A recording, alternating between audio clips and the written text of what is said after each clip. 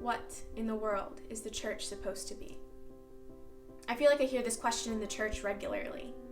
There's a consistent searching for new ways to minister and how to bring people into our doors. At first, the task seems harmless, but after a while, it begins to feel like a chore. Nothing seems to work, and it feels like everything is failing, and so that question arises once again. What in the world is the church supposed to be? Well, the church that functions that way focuses too much on the productive activity.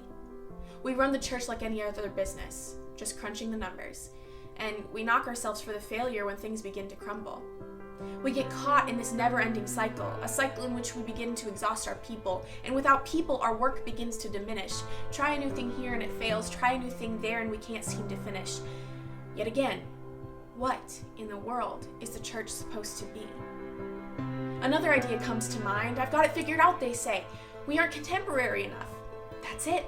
That's what we've been searching for without a shadow of a doubt, and so we begin to buff out the spots showing a bit of rust. Buffing out the parts of the building that we need to adjust. We've got a vision in mind that will finally give us an edge on the competition around us, but why doesn't this seem to be working? We've done the work, we've created that social media, we've revamped the music, and our building is pristine. What could possibly still be wrong, and what aren't we seeing? Back to the drawing board, and there's that question again. What in the world is the church supposed to be? There's something wrong with each of these ways of thinking. If the church continues this way, you won't be able to save yourselves from sinking. The church isn't the building that is met in. The church isn't the music that we sing, and the church isn't a competition that we can win. So then what in the world is the church supposed to be? This is what the church is supposed to be. The church is the people.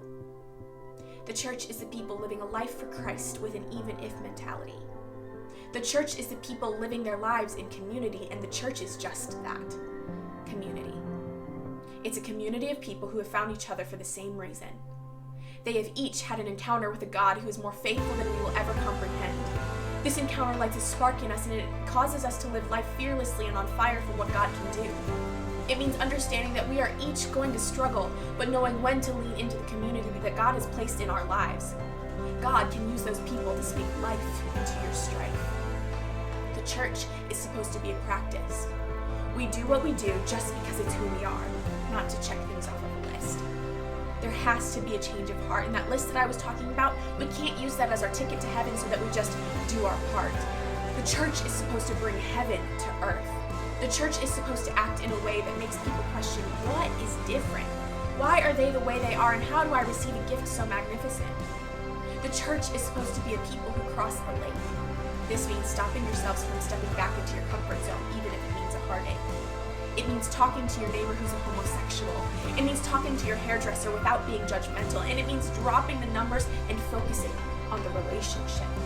It means investing in those around you when you're all going through a hardship. The church is supposed to be a lived out preview of coming attractions, and instead, we've withdrawn and turned to hypocritical actions. So what does this look like for me and for you? What does it look like for us to change and what we've always been taught? Well, it looks like this. It's not us against the world, it's us for the world. It means reaching out to a person who's learning. It means giving selflessly of yourself even when you are hurting. It means giving grace for those who stumble and being there to pick them back up. But it also looks like standing steadfast to what we believe. It means being in the world, but not of it. It looks like turning to the Bible for answers to our questions and allowing it to convict us, and we need to be willing to submit. We need to be willing to trust that God will speak to each of us in His own timing, and we can't push our story onto anyone else. Each of us is different with our own things that make us complex, but we are all the same for this one reason.